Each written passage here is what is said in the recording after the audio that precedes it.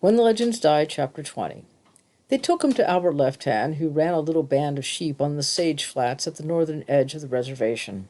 Albert Left Hand was a short, fat man who smelled of rancid mutton tallow. He had a rib-thin team of horses, a rickety wagon, a tent, and range rights. He seemed to eat nothing but prairie dog stew. His range was pockmarked with prairie dog towns, and when he was not napping or sitting in sullen silence beside his tent, he hunted prairie dogs with a single-shot .22 rifle. He had been without a helper for more than a month, so for the first few days he was grudgingly grateful to have a boy to tend the sheep. He was a surly old man, of few words, and those words usually were abusive.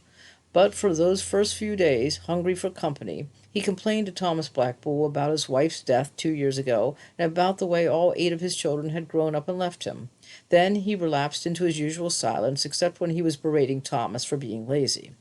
Despite our left hand, Thomas found a degree of peace and contentment. Spring was at hand, and even the arid sage flats soon came to life. Only a few of the flowers were old friends from his life at Bald Mountain, but the desert plants were soon familiar. Ground plum came to purple flower, then bore fleshy, grape-like pods.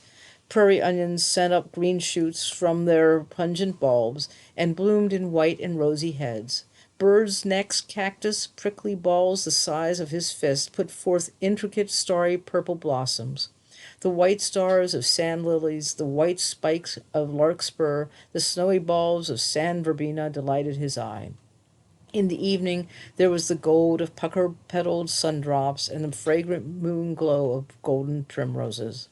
Meadowlarks greeted the sunrise and cheered the evening. Horned larks spilled song all day in their spiraling flight. In the prairie dog town, grotesque burrowing owls tilted on their long, slim legs and hissed and screeched.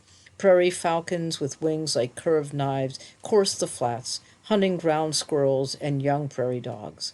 Long-tailed magpies jeered among the cottonwoods in dry watercourses, and bull bats boomed in the dusk and peeped plaintively as they winged the sky. For a little time he sensed a kinship with all these. Then the ewes began to drop their lamb.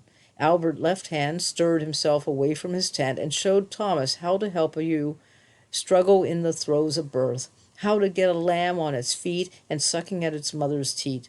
For 2 weeks they worked together. They saved almost 60 of the 70-odd lambs dropped. When a lamb failed to survive, Albert Left Hand skinned it, pegged out the pelt to dry. "Worth a quarter," he said. Then the lambs were born, and Albert Left Hand went back to hunting prairie dogs and sitting beside his tent. Thomas was busier than ever, for the lambs had even less sense than their foolish mothers. They strayed, they fell off cut banks and into canyons, they thrust stupid noses at buzzing rattlesnakes, and, especially at dusk, the coyotes got one now and then. June came, and they had saved 45 lambs, which were growing swiftly. The ewes, recovered from their lambing, had begun to put on fat and show prime fleeces. Albert Left Hand made a pile of dry, stinking pelts, not only of the dead lambs, but also of those ewes that had died in lambing or in the difficult weeks soon after. Then it was July, and one morning Albert Left Hand said, "Come, now we will take him to the shear pens." He caught up his horses, patched his makeshift harness, and hitched them to his paintless lumber wagon. He and Thomas loaded in the pelts, the tent, the dirty blankets from their beds, and Alfred Left Hand got in and led the way across the flats. Thomas gathered the flock and herded them behind the wagon. They went to the shearing pens near the agency. While Thomas penned the sheep, Albert Left Hand talked to the man in charge. Then he called Thomas. "Now we will go to Bayfield. I will sell the skins. I will buy you a bottle of pop." Thomas got into the wagon, and Albert Left Hand drove up the road to Bayfield.